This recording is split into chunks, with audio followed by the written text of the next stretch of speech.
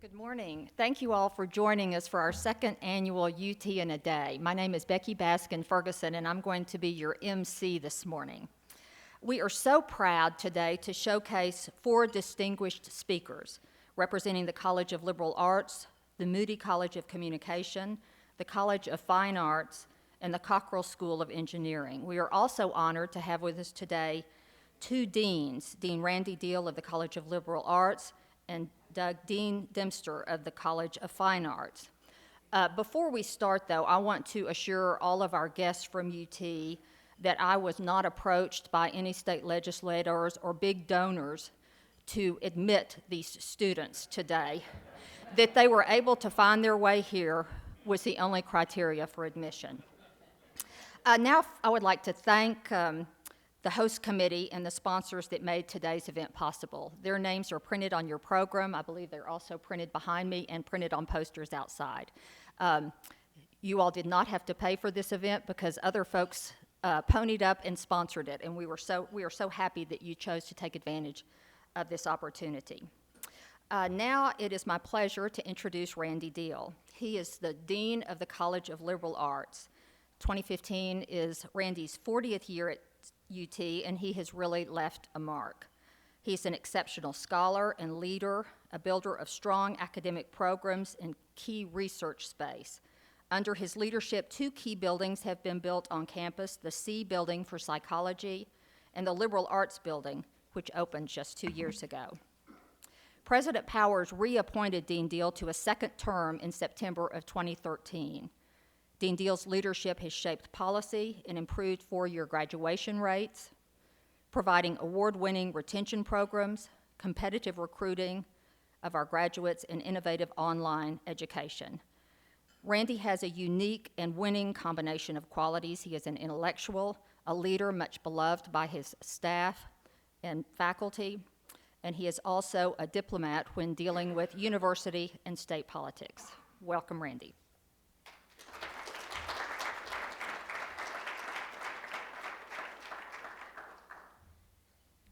Thank you so much, Becky, for those kind words, and thanks to the sponsors and the host committee for the great job that you did.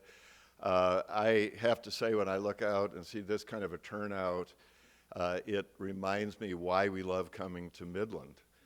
This is just wonderful. I'm going to try to be very brief. We have a timekeeper, and she'll keep me on schedule. I want to give you a brief update on what I think are some very positive developments at UT, at the university generally, and in the College of Liberal Arts in particular. And then it will be my pleasure to introduce our first speaker. So a year ago at our first UT in a Day, I mentioned some of the student success efforts that I had been involved in. 3.5 years ago, President Powers asked me to chair a task force. Our charge was to come up with recommendations to improve the 4-year graduation rate. The goal at that time, the 4-year graduation rate was about 52%.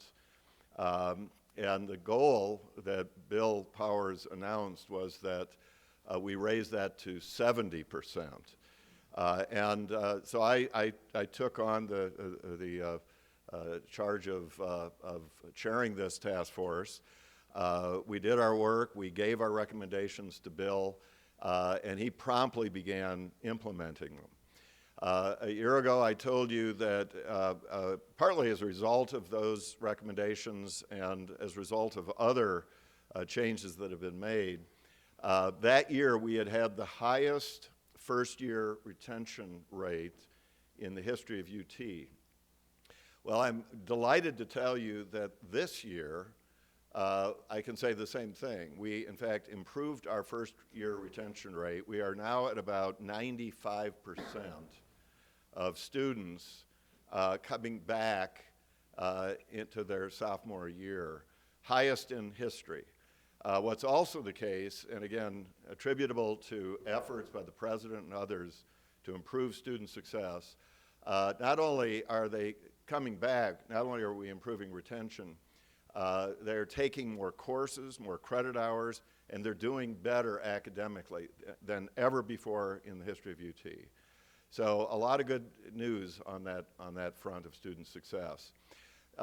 Another charge that Bill Powers gave me a couple of years ago, he called me into his office, and he always has a kind of look on his face when he's about to ask a favor. And I knew something like that was coming. He said, you know, Randy, now when corporate recruiters come to campus, they very often will go to the Macomb School because they don't want to go to 15 or 16 different colleges. They don't have time to do that. He said, what we need is a single venue for corporate and nonprofit recruiters to come to campus and meet with all of our graduating students. Well, this was music to my ears because we were one of the colleges being overlooked by recruiters. So this last October, under the leadership of the College of Liberal Arts, we launched a campus-wide Texas recruitment and interview service. It is located in the Student Services Building, which that area of the building was completely renovated to accommodate this space. And corporate recruiters, starting with the first visitor, Goldman Sachs, love this space. And the other people who love this space are students. It applies to both undergraduates and graduate students. And it tells you that UT is not only interested in the success of our students while they're at UT, but it's, as an institution, also interested in making sure they do well after UT. The final thing that I'll mention before introducing Professor Stoff is that just recently, the provost and the president designated the College of Liberal Arts, among several other colleges, to receive an infusion of new money to support the recruitment of the most distinguished senior faculty in the world, transformative faculty. The aim is to elevate our already very strong departments to very top tier, the best in the land. And so we're right now hard at work in implementing that recruiting plan. One of the things that we need in order to be successful at this are more faculty endowments, chairs and professorships to support the faculty that we plan to go out and hire. I just put that little pitch. Before, I have the great pleasure of introducing Professor Michael Stoff. Michael is the University Distinguished Teaching Professor in the Department of History. He must be well known to many of you because I know we have a lot of Plan 2 alums in this audience. For 9 years, Michael has served as the director of the Plan 2 Honors Program, and he has been a superb, transformative director. Those of you who know him know that he has brought new life, he has reinvigorated that program, and I'm absolutely proud of the work that he has accomplished. In addition to that, he's a very prolific author of textbooks, edited volumes, monographs. He is an expert on modern American history. He teaches in the Normandy Scholars Program, and I won't say anything more about that because he's going to talk about it in his remarks. But he's just an exceptional contributing faculty member in every sense of the word. And it is my great pleasure to introduce Professor Michael Stoff.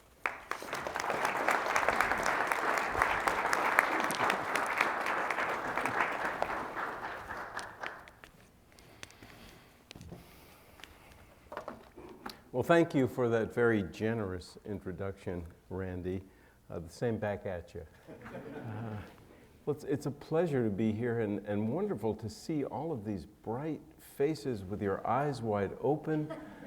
I wish you'd all come to Austin and be my real students. It's delightful to be here. This year, as you know, we are commemorating the 70th anniversary of the Second World War, the end of the Second World War. The most titanic and deadly war in human history.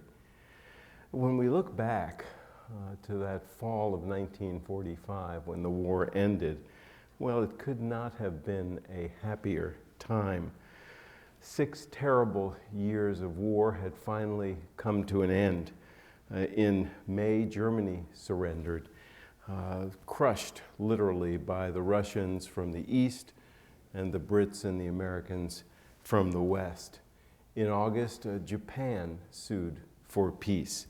Thousands upon thousands upon thousands of conventional bombing sorties had reduced more than 60 Japanese cities to smoldering rubble. In Tokyo alone, on the evening of March 9th, 16 square miles of the city was razed by thousands of sorties, and nearly 100,000 Japanese died. 1 million were left homeless. Facing now those bombing raids, and then 2 atomic bombs, and then the intervention of the Soviet Union, well, the Japanese faced nothing but extinction from the air and overwhelming odds on the ground. And so they surrendered. That surrender was dicey. The emperor had planned to issue a rescriptive telling the Japanese people that they had surrendered, but at the last minute, a palace coup in the imperial palace in Tokyo tried to capture that recording. He actually recorded it, believing that the Japanese people could not stand the voice of the emperor, could not hear it. It would be a sin to hear that. And a palace coup attempted to halt the surrender. That coup failed, but it showed the degree to which the Japanese were still, even in the wake of this terrible destruction, willing to fight on. The costs of the war had been absolutely staggering. 55 to 60 million people died in that war. That is a death every 3 seconds. 1,001, 1,002, 1,003, dead. 1,001, 1,002, 1,003, dead. For 6 years. For 6 years. The Soviet Union lost upwards of 26 million people, making, at least in my opinion, the Second World War every bit as important in Russian history as the Russian Revolution itself. The financial costs were unprecedented and staggering, many of them borne by the United States. The war cost the United States, in the end, $360 billion at a time when $1 billion was really worth something.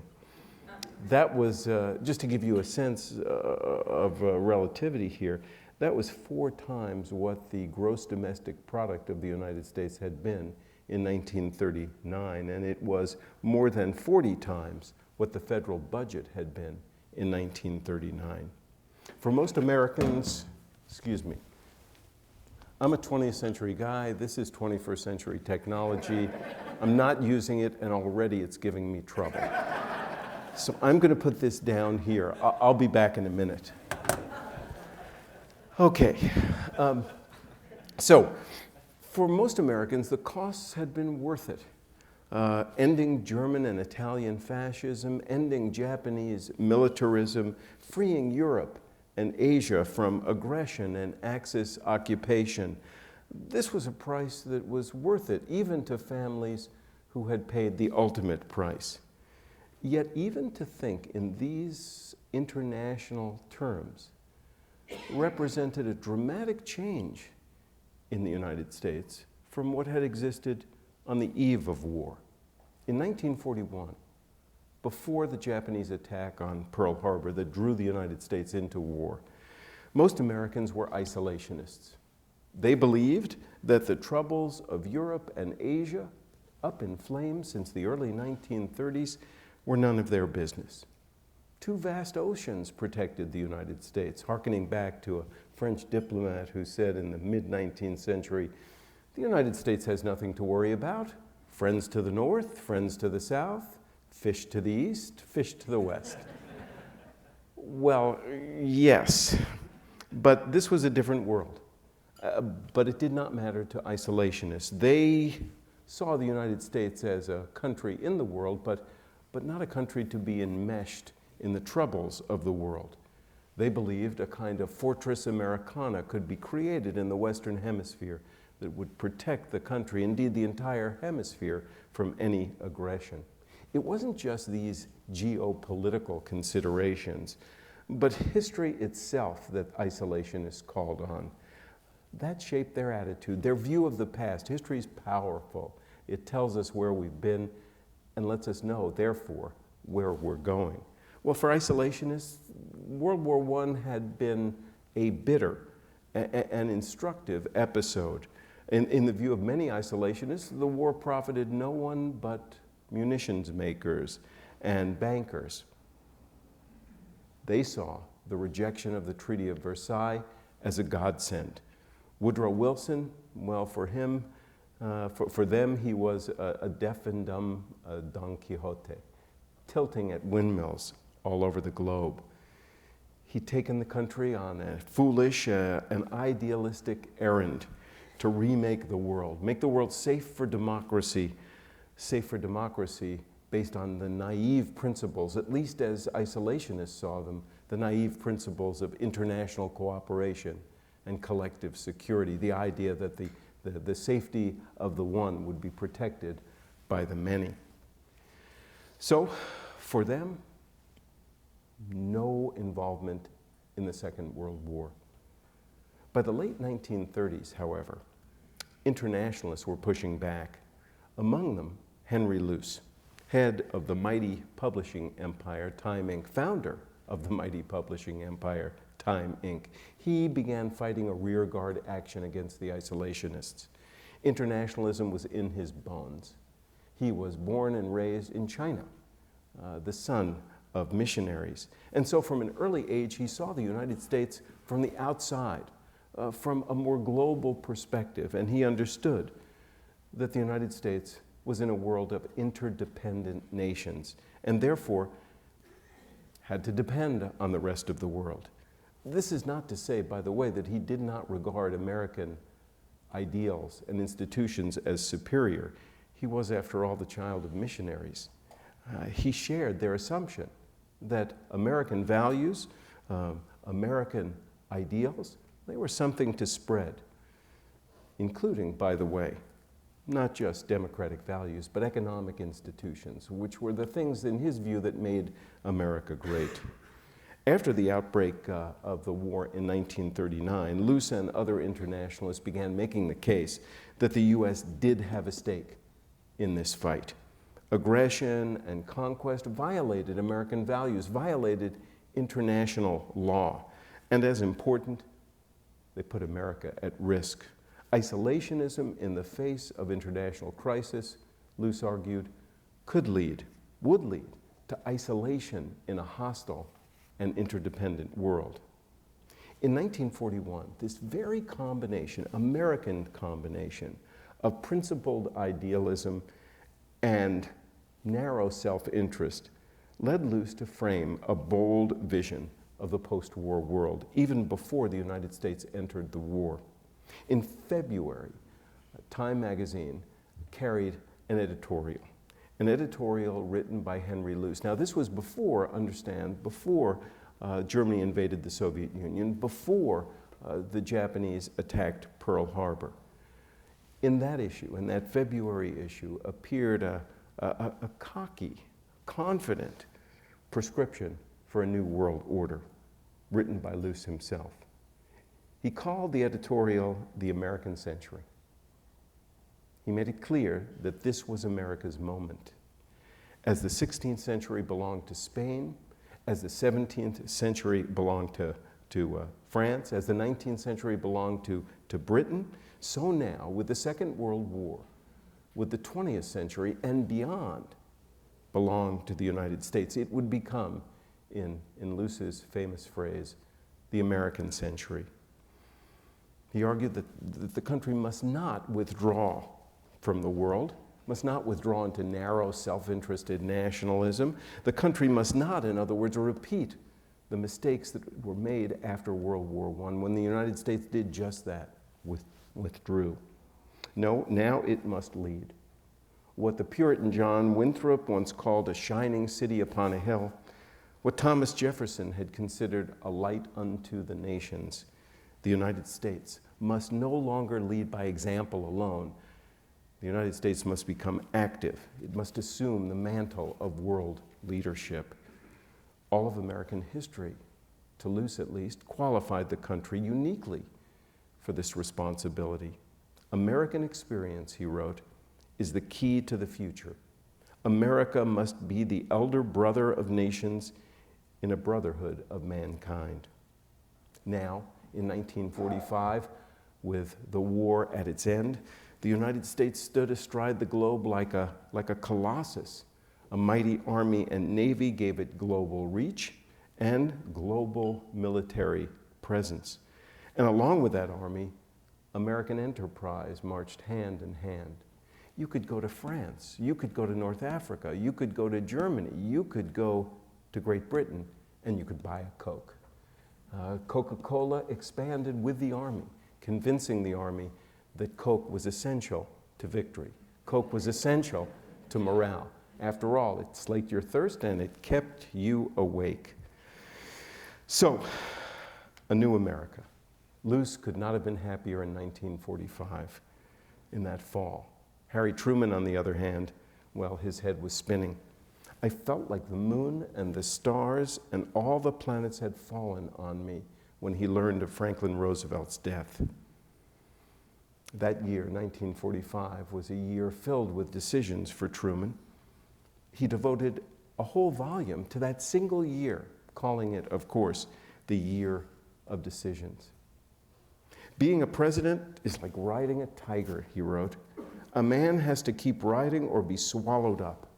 Clinging to that tiger, Truman could see only as far as the next bend in the road, only as far as the next decision, in what seemed an endless succession of decisions. Use the atomic bomb or not. Accept a vaguely conditional surrender from Japan or fight on for full unconditional surrender. Maintain a wartime friendship with the Soviet Union or resume the more suspicious posture that had characterized the pre-war years. Underwrite more of the Allied war debt or abandon the Allies. Demobilize rapidly or slowly, on and on and on. But for the historian, this year, 1945, was certainly a year of decisions, but it was also a year of transitions. From war to peace, from battle to occupation, from conventional weapons to nuclear weapons, from rumors of genocide to unvarnished horrors of mass murder, from the end of an old order based on colonialism and imperialism to a new order based on internationalism and self-determination and colonialism. That vision did not last very long. The Cold War intervened. The New World Order cracked in half, according to one historian in a wonderful phrase, like two halves of a walnut, and the Cold War began. But in many ways, the Second World War was a clear turning point for the United States. It ended the Great Depression, it ended American isolationism, it ended 4 terms of Roosevelt in the White House. And now, of course, Harry Truman was in the White House, ignorant of many of the decisions that Roosevelt had made and agreements he'd come to. He met with Roosevelt, Truman did, only 8 times before the president died, from 1944, when Truman becomes vice president, to Roosevelt's death a year later. No one really was sure about Harry Truman, and Admiral Leahy, William Leahy, the liaison between the president and the Joint Chiefs of Staff, summed up the feeling of many people in a single question: who the hell is Harry Truman? We can see a new era in American foreign policy beginning in 1945. What had characterized foreign policy before then, at least at the end of the First World War, was disarmament and neutrality. These were the goals: disarmament and neutrality. Stay away from foreign wars. Keep them from our shores. But now, internationalism and collective security held sway. It was also a turning point in warfare. We can see the rise of air power as it had never risen before, on land, on sea. Now, tactical air power was bombarding troops on the battlefield, and strategic air power, Well, that was destroying city after city, attacking transportation centers, population centers, manufacturing centers. The United States now had become the mightiest military force on earth. In 1939, we had about 180,000 men in uniform, ranked just behind Chile in size of armies. By 1945, 16 million Americans had served. And this also confirmed America's position as the preeminent industrial power on earth. By 1942, the United States was producing enough to equal the production of Germany and Japan and Italy combined. By 1944, it had doubled all-axis production. For every merchant ship sunk by the Germans, America built another 3. For every airplane shot from the skies, the United States built another 5. In 1945, as the Germans and the Japanese cut back on their flights because they didn't have enough fuel, the United States was able to deliver Christmas presents to soldiers everywhere on the planet. So we have a new world. Not what I would call the American century, but certainly a century, or at least a few years, of dominance on the part of the United States. It also led to one of the most fertile periods in American foreign policy conception. In those years between 45 and 49, we get the Truman Doctrine, the Marshall Plan, containment, the Berlin airlift, NATO, a turning point for America, and certainly a turning point from the world, a world now very different from the world that entered the war, a world now conditioned by 2 terrible secrets that had become public in the spring and summer of 1945. The first, of course, was the Holocaust. Death camps now revealed, no longer an imagination, no longer a charge, now a reality. People were being murdered en masse. And the second great secret of 1945, the atomic bomb, hitting Hiroshima and Nagasaki within 3 days of each other. These were the now conditioning events of the 20th century. The bomb showed, for the first time in human history, humanity had the capacity to destroy itself utterly. And the Holocaust demonstrated that human beings had the depravity to do it. So, a turning point. But not just for the United States, and not just for the world, but for our students at the University of Texas. Over 25 years ago, then Governor Bill Clements handed over $300,000 to the university to create the Normandy Scholar Program in World War II. This is an intensive, semester-long study of the Second World War in a 5-course sequence, followed by 3 weeks in England, France, Germany, and Poland. We visit battle sites, memorials, museums, and other monuments to the war. In London, we visit the Cabinet War Rooms, where Churchill conducted the war during the Blitz, underground, a rabbit warren of rooms. Extraordinary. In Berlin, we stand atop the Reichstag, look down at that cupola that was built a few decades ago, and see democracy at work in Berlin, former Nazi Germany. In Normandy, we look down from Pontoise, the 100-foot sheer cliff up which Rudder's Rangers scrambled on that morning of D-Day in search of a gun emplacement that could reach Utah Beach and Omaha Beach. It wasn't there, but it cost that unit, James Rudder's unit, who would later, as you know, become president of that other university in Texas. It had been moved, that weapon had been moved, and it cost that unit. Over 200 men started that day, 90 were left standing at the end of that day. We walked the beaches of Utah and bloody Omaha. We climb up the bluffs below the American Cemetery, and then the American Cemetery itself. We see nearly 10,000 graves marked by glittering white crosses and Jewish stars. We give each student a yellow rose, and each student lays a rose at the site of a fallen Texas soldier. And when the bugler plays taps at that cemetery, there's not a dry eye in the house. And that cemetery, by the way, when we walk on that cemetery, we walk on American soil, ceded to the United States by the French people in gratitude for their liberation. The Normandy Scholar Program is transformative. It's rigorous, challenging, demanding academically, and it's more than that. It's also the best field trip at the University of Texas. And it's an experience in community building.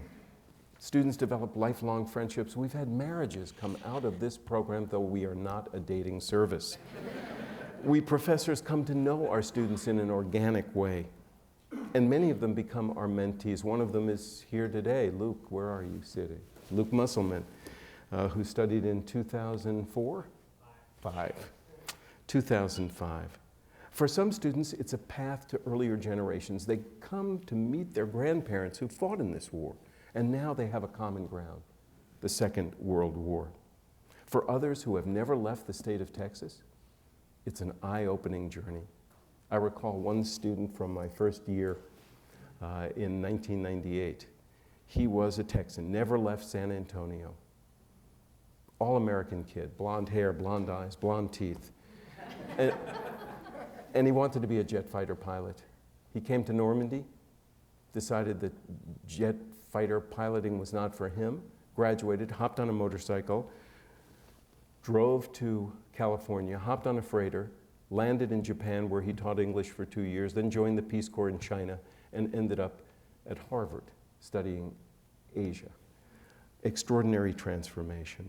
So in many ways, the Second World War continues to be a turning point for America, continues to reshape America, continues to reshape future generations, as in the Normandy Scholar Program, one student at a time.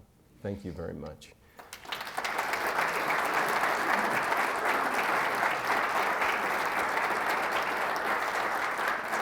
Okay, we've got some time here for Q&A, so any questions that I can address? Did Luke meet his wife on the Normandy Scholar Program? No. That's a short one. Yes, Becky. Talk about what had to happen to get us out of the isolationist mode, to begin to engage in the war. What kind of she's handing me a microphone. Could you talk a little bit about what had to happen politically to get us out of that isolationist mode so that we would engage in the war? It's a very good question. If I step down here, can you all see me? Is this okay? I like to walk around. So Becky, it's a great question. And the simple answer is Pearl Harbor had to happen. That is, there had to be an assault on the United States. Roosevelt had tried to create circumstances for such an assault in the Atlantic. He had extended, for example, the boundary of the United States 300 miles into the ocean. He had begun assisting British convoys that were shipping goods from the United States to Great Britain. And some of those American ships were actually fired upon and sunk, the Reuben James, for example. And still, that was not enough to move isolationists. There was also a growing feeling in Congress, led by Luce and other internationalists, that we should intervene, but they lacked the political power. And I think that nothing short of an attack would have brought the United States into the war. It's a question that is speculative, of course. What if, history by hypothesis, what if Japan had not attacked the United States? Roosevelt had drawn, in effect, a line in the sand in Southeast Asia, saying to the Japanese, if you cross this line, well, you risk retaliation. But would the American people really have supported a war to protect the Dutch East Indies from the Japanese? In other words, to protect colonial powers, in effect? I doubt it. In some ways, horrible as this sounds, for interventionists, Pearl Harbor was a godsend. terrible as it was. Other questions? Don't be afraid. Here. Yes, sir. Do you see a similarity between today and the late 30s, where we are confronted with horrible things happening, but it is different from anything that it is different from the 40s. It's difficult to know what would in fact be the right thing to do. I think that it is a very different time. We are dealing in many ways with non-state actors. So it's difficult to target a particular state here. And the terrorist threat has metastasized in very serious ways, in ways that we did not face in the 1930s and 40s. There were national entities that were enemies. Here, in the 21st century, we face a completely different kind of enemy. By and large, a low-tech enemy. By and large, an enemy that is not organized in vast armies. We do not fight vast battles of the kind you see in the Second World War. The Battle of Kursk, for example, in the Second World War, involved something like 6,000 tanks, 4,000 planes, 2 million men. This was one of the battles that turned the tide in the Soviet Union. You're not going to see that today. It's a very, very different kind of threat, and it requires really innovation, I think, to deal with in a way that history does not help us much with. So I think you're right. The short answer is yes. Yes, sir. You might address the economic embargo that America put on Japan, that many people felt pushed Japan into the war. Yeah, so for those of you who may not be familiar, the United States in 1938 began embargoing vital strategic materials, scrap iron, and eventually oil, highest grade of aviation oil, and then down the line to lower grades. Japan, as you know, has no indigenous reserves of oil. And in 1941, they believed they had about a year's worth of oil left. By the way, the same is true of Germany. Germany had no indigenous reserves of oil, and at least one historian has made the case that World War II, the Second World War, was really the first of the great energy wars. That if you look at where Japan goes, if you look at where Germany goes, they knife toward oil. Oil in Baku in the case of Germany, oil in Czechoslovakia, and in Japan toward the Dutch East Indies. So this idea of embargoing oil as a way of changing Japanese behavior was the strategy that Americans used, feeling like they had no other strategy available to them. What's interesting is that at the very end of this effort, the United States, in effect, freezes all the funds of Japan that are in the United States, which means that all foreign trade was cut off. That was not Roosevelt's intention. As it turned out, it was Dean Acheson, whose name may mean something to some of you, who would later become Secretary of State. At the time, he was in the State Department. And what Acheson did, well, let me go back a little bit. What Roosevelt wanted done was that this freezing of all funds was flexible. The Japanese could apply for releases of those funds and get oil if they changed their behavior. What Acheson did was to impose a freezing of funds with no possibility of applying for licenses to release those funds. And some have argued that that was the critical decision.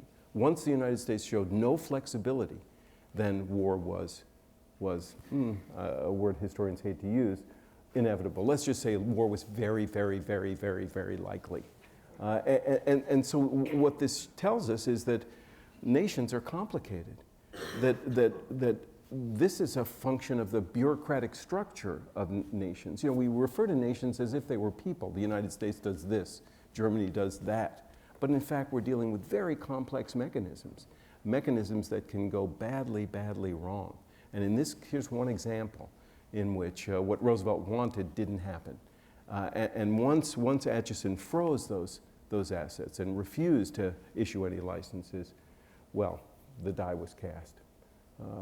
I think the United States had few options other than to embargo vital war material if, in fact, the policy was in some way, in any way, to halt Japanese aggression in Asia. And that had been going on since 1931. It's interesting, you know, we periodized the war as 39 to 45. But in fact, that's a Eurocentric periodization. If you look at Asia, the war really begins in 1931 when the Japanese invade Manchuria.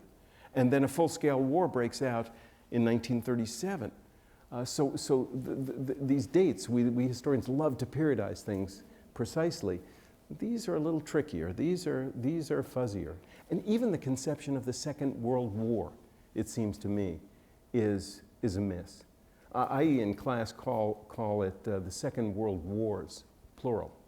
In my view, there are actually 3 wars going on simultaneously. There is the war in Europe, which is largely being fought until 43, 44 by the Germans and the Russians. That's why you see such heavy casualties. And most of the German casualties are on the Eastern Front. Then there is a war going on in Asia between Japan and China. And the United States becomes part of that war through the Pacific. And then there is a third war going on, a race war both in Europe and in Asia, a race war that targets Jews and homosexuals and Romani, so-called gypsies. And there is a race war going on in Asia as well, with the Japanese, the Yamata race, the kind of Aryans of Asia, looking down at the Chinese and the Koreans and enslaving them and murdering them. The rape of Nanjing, as you may know, kills, we think, somewhere between 200 and 300,000 people. It was so brutal. The Japanese were so brutal in Nanjing that even the Germans complained. It tells you something. Other questions? Sir, again, a follow-up. Yeah. He's pretty clear that he wants to pull Japan into the war, and that's why he pushed the embargo and thought that would have an impact on bringing them in. Yes, you asked earlier, what did the United States need to do? Dean Acheson is one answer to that same question. Of course, when that memoir came out, Present at the Creation, one of my colleagues turned to me and said, "Which one do you think he's talking about? The original or the one at the end of the Second World War?" Other questions? Could anybody else have administered? Last question. Could anybody else have administered Japan as MacArthur did? Was there anybody else that he was uniquely qualified? Could anybody else have done what he did? Well, that depends on what you mean by what he did. Reorganized? Yeah, rewrote the Constitution, recreated Japan in the image of the United States. I think that there were few personalities capable of going toe-to-toe with the emperor and cowing the emperor. If you look at what MacArthur does, it's very interesting. Among other things, he uses the Japanese to reorganize Japan. One great example of this is the photographer Yamahata Yosuke, who's a subject of my own research. And Yamahata Yosuke was the son of the imperial photographer of the emperor. And he went out during the war and took all kinds of propaganda pictures, the last set being in Nagasaki the day after the bomb was dropped, August 10th. He takes these extraordinary pictures of Nagasaki within 12 hours of the bombing. And they're the most complete record we have, visual record we have. They were designed, he was a propagandist for the military. Those photographs were designed to animate the Japanese people, to say, you must fight. We are preparing for the Getsugo, the final battle, and here's the reason why you're fighting. He never showed those pictures. He kept them, he hid them. And after the war, he becomes a photographer for MacArthur. And the pictures that his father takes of the emperor on top his snow white steed in military gear or in the dress of a Shinto priest now are never seen again. Instead, what you see is the emperor and the empress sitting in a garden in the imperial palace, dressed in Western garb, smiling. A totally defanged emperor. The fungibility of the image and of Yamahata's life, very interesting. So I have to stop now. Josh is waving at me in the back, giving me this. Thank you very much.